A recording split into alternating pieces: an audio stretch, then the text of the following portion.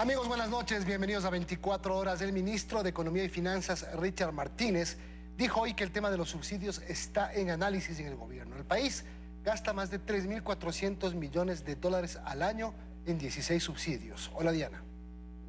¿Qué tal, Milton? Amigos, muy buenas noches. La mayor parte de subsidios se va para los combustibles.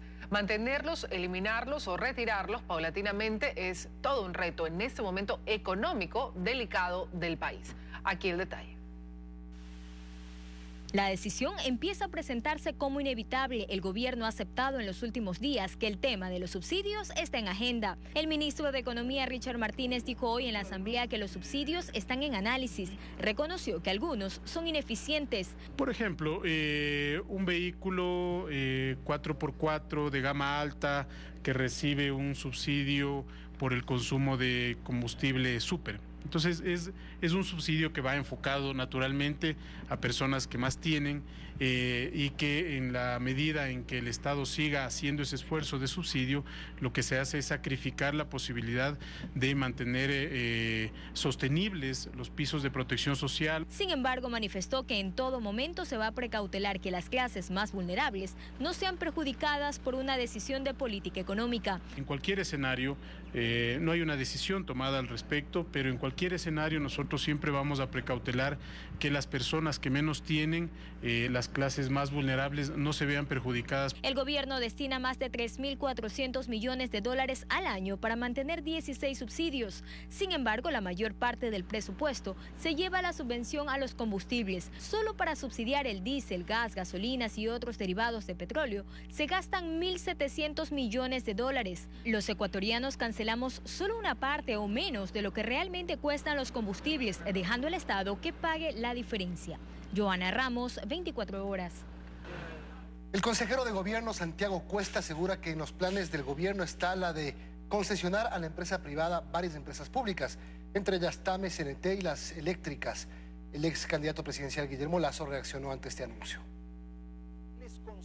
Fueron los negocios de la estatal Sucre los que se pusieron sobre la mesa de hora 25. El consejero de gobierno Santiago Cuesta aseguró que se planea concesionar a la aseguradora estrella del Estado y no solo eso. Según Cuesta, en los planes del gobierno está colocar en manos privadas a varias y millonarias empresas públicas. Concesionar la CNT, TAME, las eléctricas. Todo debe ser concesionado, manejadas por empresas privadas. Para el ex candidato presidencial y líder del movimiento Creo, Guillermo Lasso, este anuncio es un claro giro de timón en la forma de concebir el funcionamiento del Estado. Un giro que en el actual escenario económico considera positivo. Llegó la hora de la optimización en el Estado ecuatoriano. Y obviamente cuando hablamos de empresas, hablamos de cosas que no son indispensables para la función del Estado, como es el caso de educación, de salud, como es el caso de seguridad interna, seguridad externa. Pero primero sostiene hay varios pasos que cumplir, como por ejemplo propone una valoración técnica de las empresas públicas a concesionar, pues hace tan solo semanas el titular de la empresa coordinadora de empresas públicas aseguró que varias de ellas trabajan a pérdida. En los planes del gobierno estaba entonces mantener a 15 de las 22 empresas públicas que actualmente existen. ¿Cuáles son sus activos? ¿Qué ingresos genera? ¿Cuáles pasivos tiene? ¿Qué otros pasivos ocultos pudiera tener? En función de eso, llegar a una valoración, ponerlas en el mercado y lograr el precio más alto posible. Lo que está claro, dice, es que eso tomará tiempo, pero aplaude el primer paso. No es de la noche a la mañana, porque tampoco se trata de malbaratar activos del Estado. 11 de las 22 empresas públicas o EPEs reciben presupuesto del Estado. En el año en curso esa asignación es de 5.548 millones de dólares. Carlos Acoto, 24 horas. El Frente Económico acudió a la Comisión de Desarrollo Económico de la Asamblea para explicar las 66 observaciones del Ejecutivo al proyecto de ley de fomento productivo. A los asambleístas les preocupa el tema de las reglas macrofiscales y el límite del endeudamiento. El veto del Ejecutivo empieza su tratamiento. Richard Martínez fue quien explicó los cambios que se hicieron a la ley. Dice que el veto se enfoca en fortalecer el proceso de sostenibilidad. La estabilización es de entre el 2018 y el 2021 y a partir del 2021 ya aplica la regla entendiendo que hacia ese año vamos a llegar con un equilibrio fiscal, esa es la aspiración. Cheque en blanco porque después que dejo toda la mesa servida, ahora sí, me retiro y vendrán los siguientes gobiernos a ver qué que hacen con la deuda. Sigue preocupando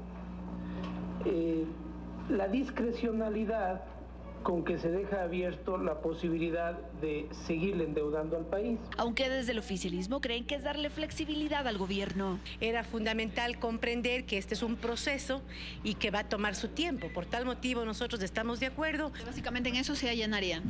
Al menos nosotros estamos estudiando y creemos que los cambios que se han hecho son pertinentes. Entendemos claramente que el gobierno en este momento necesita hacer nuevos empréstitos para poder estabilizar las finanzas públicas. También hay cambios en las remisiones. Aquellos grandes contribuyentes que tengan pérdidas durante los últimos 3 años, se estableció cuando salió el texto de la Asamblea que puedan pedir también facilidades de pago. El veto al señor presidente menciona que no se pueda pedir la facilidad de pago a los 2 años, sino que tenga que cumplir dentro de los 90 días. La comisión espera terminar las comparecencias este martes para presentar el informe a la presidenta de la Asamblea. En Quito, Andrea Samaniego, 24 horas. 11 acusados de peculado bancario esperan la audiencia preparatoria de juicio por el cierre del Banco Sudamericano ocurrido en agosto de 2014. El más alto directivo de la entidad y principal procesado quiere recuperar el banco, no obstante es señalado por amenazar a exdirectivos, abogados y jueces. El caso toma vigencia cuando se espera el día de la audiencia preparatoria de juicio en uno de los procesos que se derivaron del cierre del Banco Sudamericano en agosto del 2014. Antes hubo advertencias de la Superintendencia de Bancos y las irregularidades detectadas lo llevaron a liquidación.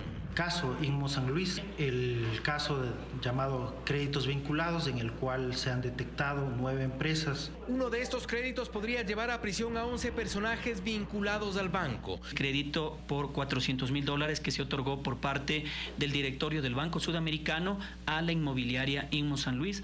El fiscal del caso, Juan Carlos Zúñiga, dice que demostrará que se trató de un crédito vinculado, prohibido por ley. Como representantes de Inmo San Luis hay familiares de miembros del directorio. Zúñiga asegura que el dinero del crédito terminó en una empresa relacionada con el hijo del dueño y se obviaron algunos detalles que habrían delatado el supuesto ilícito. Esta es la dirección que registraba Inmobiliaria San Luis al momento de la concesión del crédito. Coincidentemente, se trata de la misma dirección que registraba el casillero judicial del principal directivo del Banco Sudamericano, ahora procesado por peculado bancario. Este fue uno de los elementos que sirvieron a Fiscalía para demostrar la existencia de créditos vinculados. Pero Luis Gonzalo Ocaña, principal del Banco Sudamericano, niega toda relación con Inmo San Luis, beneficiaria del crédito, y no recuerda la dirección del casillero judicial en el mismo lugar. Los casilleros... ¿Fue coincidencia? ¿Casualidad? No sé a qué casillero se refiere, pero no tienen ninguna. ¿Pero tienen la misma dirección que Inmobiliaria San Luis? Ah, no, si Inmobiliaria debe tener Inmobiliaria San Luis, una dirección que es normal. ¿La misma que su casillero judicial? No. ¿Eso es mentira de la Fiscalía? Su tono a un conciliador contrasta con lo denunciado por abogados y jueces. Ocaña habría generado varios incidentes y el más reciente ocurrió en junio. Me decía que ya nos vamos a encontrar afuera y que ya va a ver lo que me pasa, que me voy a arrepentir toda la vida de haberme metido con él. El episodio fue grabado y hubo consentimiento del procesado. Aún así, no frenó sus amenazas.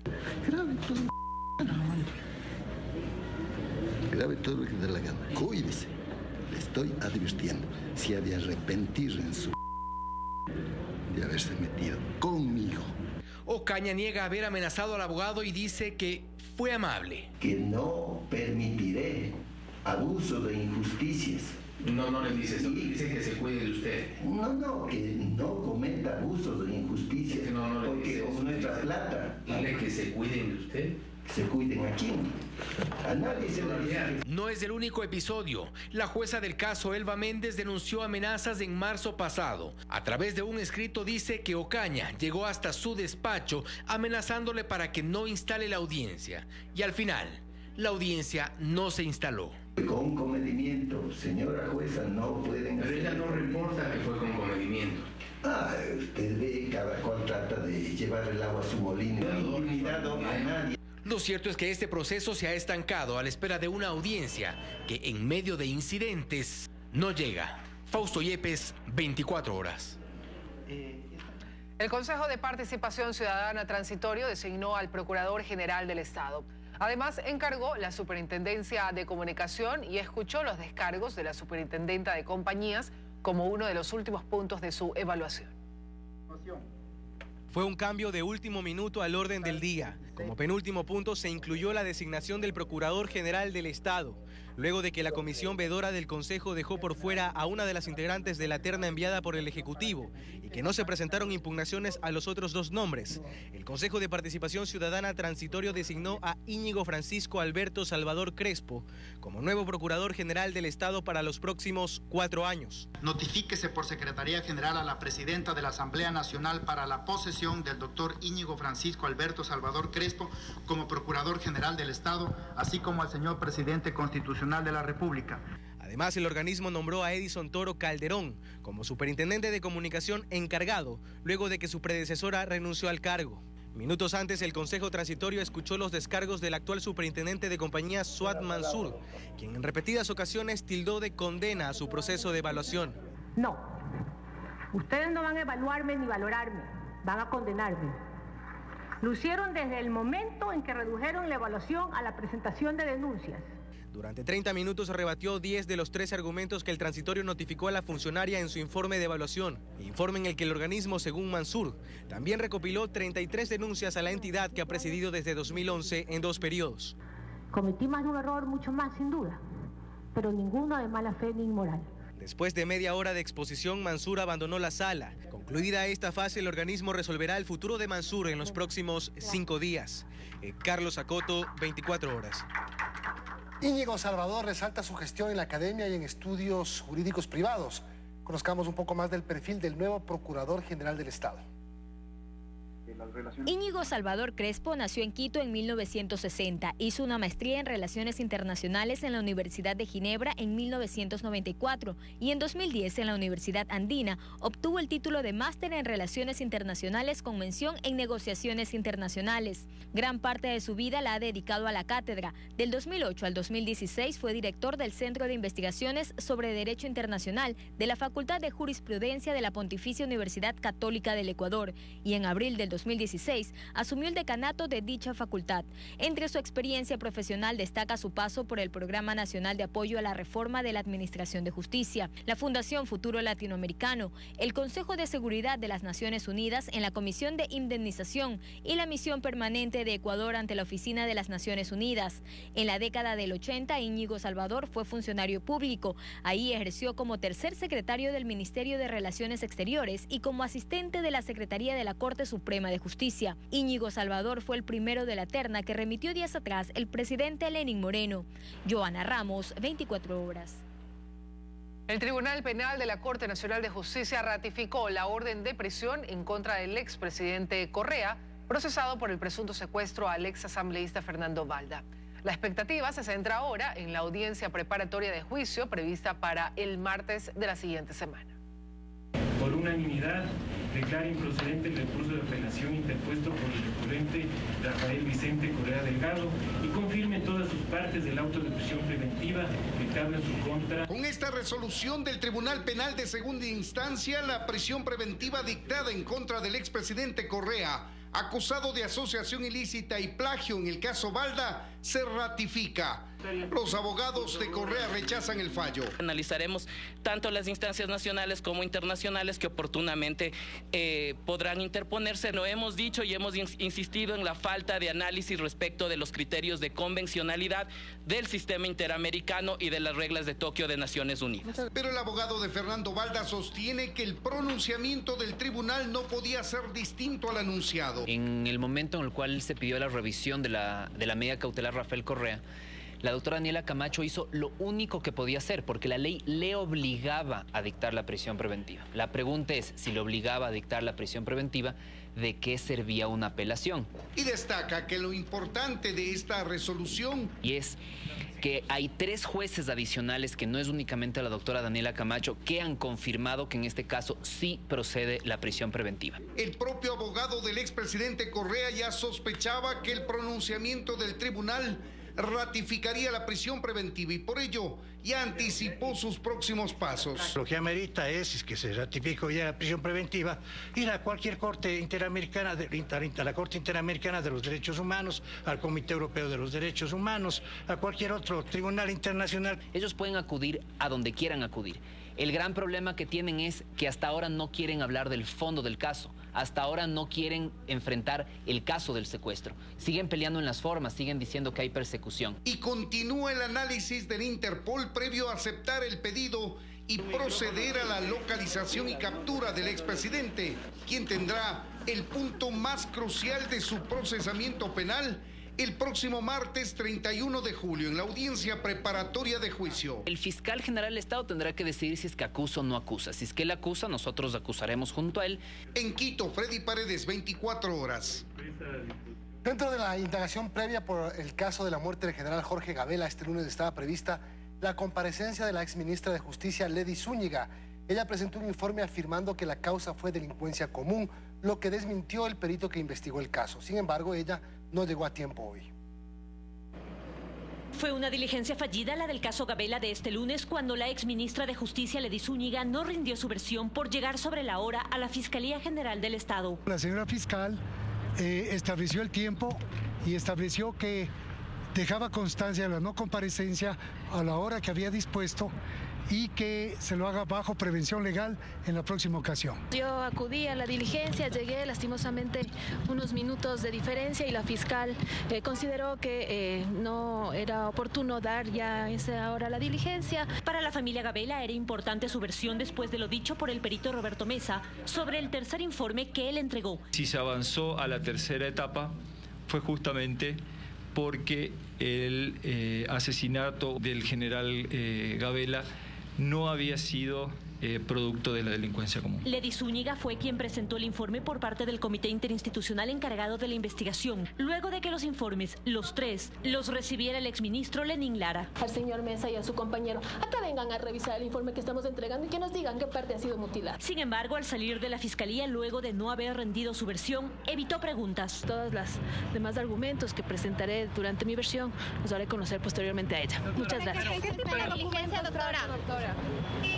Para la viuda del general Gabela son muchas las interrogantes que debe responder la exministra, principalmente su insistencia en que se trataba de un delito de delincuencia común. ¿Por qué el 3 de febrero del 2015 salió con 4 hojas de 2 conclusiones diferentes? La defensa de la viuda del general Gabela espera que se fije nueva fecha para la comparecencia de estas autoridades. Por su parte, la exministra de Defensa, María Fernanda Espinosa, rindió versión vía videoconferencia. En estos días se esperan otras comparecencias de exautoridades del régimen del expresidente Rafael Correa. En Quito, María Gracia Costa, 24 horas. José Serrano acudió a la comisión que investiga el caso Gabela como exministro de Justicia. Dijo que el informe final fue entregado al expresidente Rafael Correa y él fue quien pidió se remita el documento a la Fiscalía. Serrano dice que el Comité Interinstitucional realizó recomendaciones al tercer informe del perito Mesa, porque dijo existían discrepancias. Que iban desde el orden de algunos depósitos que había recibido el señor fiscal del caso, que al mismo tiempo coincidían con retiros de dinero de la esposa o conviviente de una de las personas involucradas en la muerte del señor general. ¿Usted recuerda o conoce los nombres del fiscal que trató el tema, que recibía los depósitos económicos? No recuerdo el nombre específicamente, pero es el fiscal por el cual se dio hace pocos días el escándalo que el Consejo Nacional de la Judicatura actual lo puso como fiscal provincial encargado en Guayas. Entonces es el nombre de él, si no estoy mal. Creo que es de apellido incluso Astudillo. En los documentos que nos entregó a nosotros la señora Ledy Zúñiga no constan esos documentos. Y el señor Serrano habla de ese tercer producto con esos documentos que no existen en el informe forjado que me entregaron a mí. Serrano, quien estuvo al frente del Ministerio de Justicia desde noviembre de 2012 hasta marzo de 2013, dijo que el informe fue entregado al presidente de la República, Rafael Correa, y que él dispuso se lo remita a la Fiscalía. Para que se investiguen las irregularidades o las dudas que habíamos encontrado de esa investigación. Entonces, estuvo en conocimiento del presidente de la República, Rafael Correa. Según Según la viuda de Gabela, Pablo Romero, exsecretario de Inteligencia, estuvo presente en algunas reuniones del Comité Interinstitucional. José Serrano se comprometió a revisar las actas. En Quito, Andrea Samaniego, 24 horas. Fue revocada la prisión preventiva por el delito de lavado de activos al exministro Iván Espinel. El exfuncionario, que deberá usar grillete electrónico, seguirá este y otros procesos en su contra, pero ahora en libertad. Cerca de 3 horas duró la audiencia y al final el exministro salió del edificio de la unidad multicompetente del Cantón San Borondón por la puerta de atrás. Con su camiseta naranja y un cambio visible en su apariencia, alzó el brazo en señal de victoria. La jueza Paola Dávila revocó la prisión preventiva en su contra por el delito de lavado de activos. Según la defensa de Espinel, se pudo probar que el dinero cuestionado por la Fiscalía era lícito. Básicamente lo que hizo esta defensa técnica fue justificar todo aquello que se consideraba no justificado, que eran X valores en efectivo que no se había alcanzado a desvirtuar, porque esta investigación previa en contra del doctor Espinel solamente duró 4 días, cuando la ley le concedía 1 año. La fiscal Ivonne Proaño, quien indaga el caso, había pedido su prisión a raíz de que detectó que no había justificado ingresos en sus cuentas, recibió $669.000 en depósitos y solo había justificado $378.000, además de consumos en tarjetas de crédito de su esposa. Era lo último que le faltaba a Espinel para poder salir libre, luego que el pasado 9 de julio se le revocara la prisión preventiva por peculado. Ahora el exfuncionario podrá enfrentar ambos procesos en libertad. El exministro deberá presentarse 3 días a la semana ante un juez. Deberá usar también grillete electrónico y no podrá salir del país. Quizás en un exceso de prevención a favor del Estado para garantizar la inmediación a juicio. Tras un operativo el pasado 7 de abril, Espinel fue detenido en su domicilio. Ahora queda por establecer el día y la hora para la próxima diligencia, que será la audiencia preparatoria de juicio, en este caso de lavado de activos. Joana Ramos, 24 horas. Y en el marco de la denuncia presentada por la asambleísta Ana Galarza para que la Fiscalía investigue las declaraciones de Raúl Patiño y Miguel Carvajal sobre el impedimento de fiscalización en la Asamblea, este lunes estaban citadas varias personas. En la mañana acudió a rendir su versión la expresidenta de la Comisión de Fiscalización, Silvia Salgado. Sin embargo, Gabriela Rivadeneira, Fernando Cordero y María José Carrión no acudieron al llamado.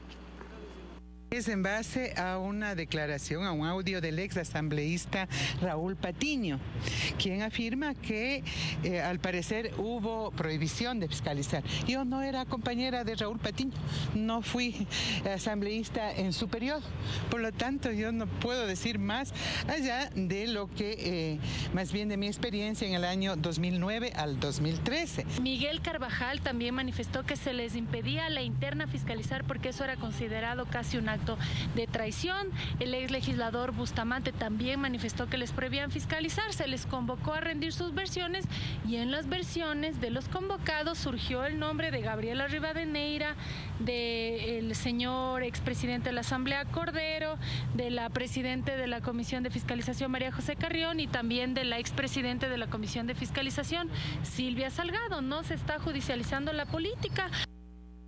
El invierno destruye gran parte del sistema vial estatal en la provincia de Morona, Santiago. La situación paralizó el tránsito en las principales vías que unen esta provincia oriental con el Azuay, como son las carreteras Limón, Gualaceo, Cuenca y Macas, y Macas Méndez, Guarumales, Cuenca.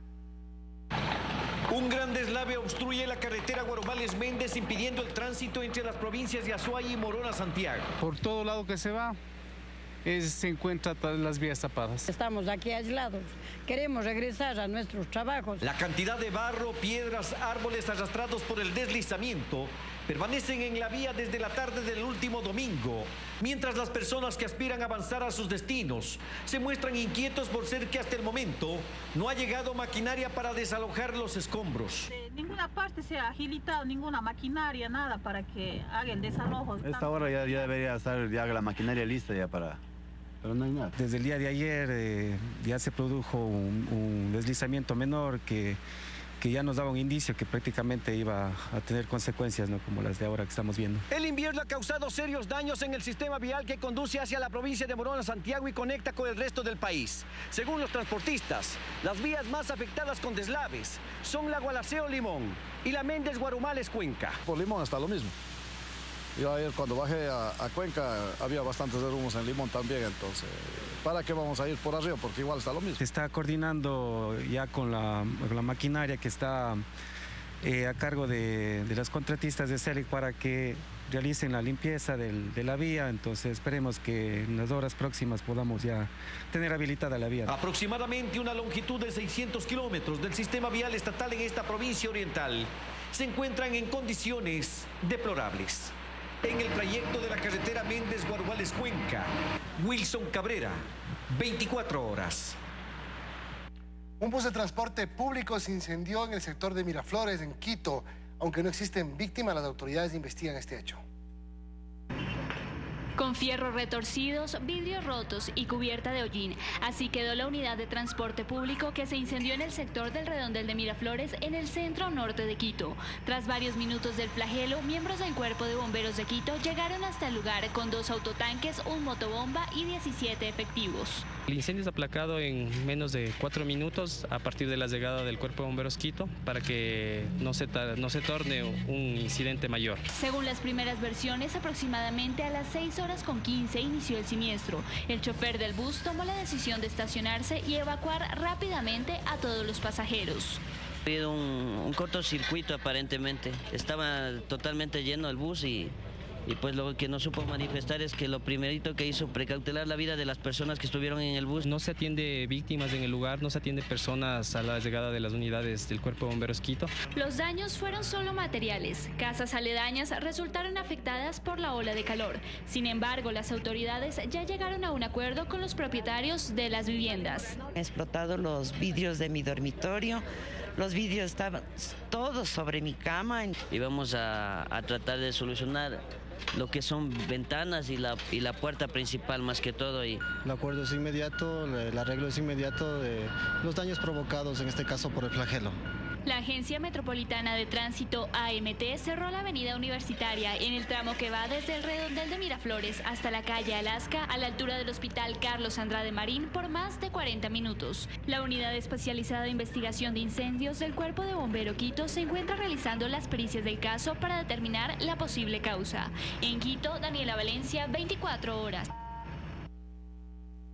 La Prefectura de Santo Domingo de los Áchilas y el Banco de Desarrollo del Ecuador firmaron un convenio de financiamiento para la ampliación a 4 carriles del tramo vial Unión del Toachi-Santo Domingo.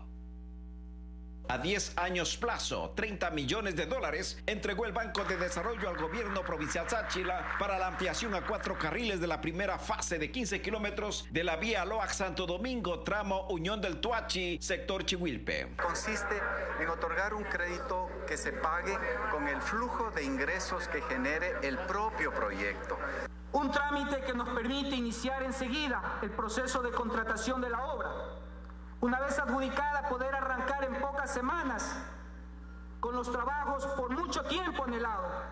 Sobre la segunda fase, que tiene un costo de 70 millones, que consiste en 2 variantes y un viaducto, el ministro de Transporte y Obras Públicas dio su palabra de continuar con el apoyo estatal. 2 puntos que son Tinalandia y Ayuriquín, estamos trabajando con el GAT Santo Domingo, con el GAT provincial, y en ese sentido también garantizaremos que esta intervención, que es de importante desarrollo y que significaría mejorar la conectividad en esta zona, también sea una realidad. También ratificó que en agosto se lanzará el concurso, la licitación pública para la construcción del bypass de Santo Domingo. Ramiro Moreira Sánchez, 24 horas. Me pareces más, es justo que hoy te pueda yo cantar. Guayaquil de mis amores, en ti encontré mi libertad. Tu fortaleza infinita. Guayaquil, la ciudad más poblada del país, crece de forma horizontal. Al momento existe una tendencia a habitar los extremos de la ciudad, donde se alza una nutrida oferta de planes habitacionales, principalmente para la clase media. Guayaquil creció paralelo a su ría. A finales del siglo XVII, cuando la ciudad ya era considerada el principal puerto de la colonia, apenas habían 6.000 habitantes. Y para ese entonces, según recogen varios escritos de la época, ya era notoria la falta de espacio, por lo que abriéndose paso entre árboles, arbustos y manglar, la ciudad empezó a extenderse hacia el oeste y hacia el norte. La ría Guayas ha permanecido silenciosa, presenciando en primera fila a un Guayaquil que crece imponente, una mezcla de modernidad y tradición. fecha, Guayaquil supera los 2.600.000 habitantes, lo que la continúa ubicando en el sitial de la ciudad más poblada del país, según información del Instituto Nacional de Estadísticas y Censos, INEC. El crecimiento de la urbe se nota. Es una ciudad que se expande de forma horizontal, pues la familia guayaquileña prefiere las casas a los departamentos, razón por la cual en los últimos 15 años ha proliferado la construcción de ciudadelas cerradas, algunas de ellas ubicadas por fuera de los límites cantonales. Doña Cecilia y sus hijas, por ejemplo, quienes se mudaron del sur de Guayaquil a esta urbanización ubicada en Daule. Ahí en todas sus etapas viven cerca de 27.000 personas. En realidad acá esta ciudadela y esta etapa es muy segura. Pese a que sus trámites municipales y sus impuestos los paga en otro cantón, asegura que ella y sus vecinos se sienten guayaquileños, pues sus actividades laborales, sociales y comerciales las desarrolla en Guayaquil. No me siento como estoy en Daule, pienso que estoy en Guayaquil. Desde la perspectiva municipal se habla entonces del Gran Guayaquil. Y este Gran Guayaquil está formado no solamente por Guayaquil, sino por los cantones aledaños. En la última década la ciudad ha crecido de forma vertiginosa también por la avenida Narcisa de Jesús al norte, donde se ubican una decena de ciudadelas cerradas, planes habitacionales municipales, centros educativos y comerciales. Lo mismo sucede en la vía La Costa. Aquí hay unas 7 urbanizaciones en construcción en este momento en vía La Costa. Guayaquil se ha desarrollado con lógica hacia las vías de salida de la ciudad. Lo que sí no tiene mucha lógica es el crecimiento de la ciudad hacia el oeste, es decir, hacia los manglares. Hemos talado manglares para edificar viviendas pobres. Eso es un contrasentido total. Esta migración hacia los extremos de la ciudad ha hecho que el centro, otrora núcleo habitacional de Guayaquil, esté mayormente destinado a acoger al comercio, a la banca y a la función pública. Por lo que el municipio ha vuelto su mirada a este punto y hoy se impulsan planes habitacionales y turísticos como Puerto Santa Ana y de a poco se empiezan a construir edificios de departamentos frente a la Ría Guayas, que vio nacer a la ciudad y a la que paulatinamente se pretende volver. Carlos Acoto, 24 horas. Más noticias, amigos. Por primera vez un vehículo tranviario circuló por el casco colonial de Cuenca. Se aspira a que las obras civiles terminen para mediados de octubre. Es el primer recorrido del tranvía por las calles Gran Colombia y Mariscal Amar, calles tradicionales y que están en pleno corazón de Cuenca. El recorrido realizado la noche del domingo y madrugada de este lunes corresponde a las pruebas dinámicas para evaluar el sistema eléctrico, que en el caso del centro histórico es subterráneo. Aquí la energía de alimentación del tranvía es por el suelo, con el tercer riel. Esa es la novedad, pocos tranvías tienen en el mundo, es una novedad interesante, importante para el centro histórico. Las pruebas se dieron sin contratiempos. El alcalde de Cuenca, Marcelo Cabrera, estuvo presente para valorar los ensayos. Eso nos anima a seguir luchando, a seguir trabajando para salir con este proyecto importante de Cuenca. De los 20.4 kilómetros que tiene de recorrido total el tranvía el día de hoy, se realizaron pruebas del 65% aproximadamente. En el caso de la vía 1 llegaremos aproximadamente hasta el kilómetro 6.800. En los siguientes días, cuando alcancemos el terminal terrestre, habremos recorrido más del 75% de la línea. El viernes próximo se realizará un nuevo ejercicio. Los tramos de prueba serán más extensos. En tanto, la obra se asegura avanza a buen ritmo. Con el apoyo de Alexander Rodríguez en Cuenca, Iván Rodríguez, 24 horas.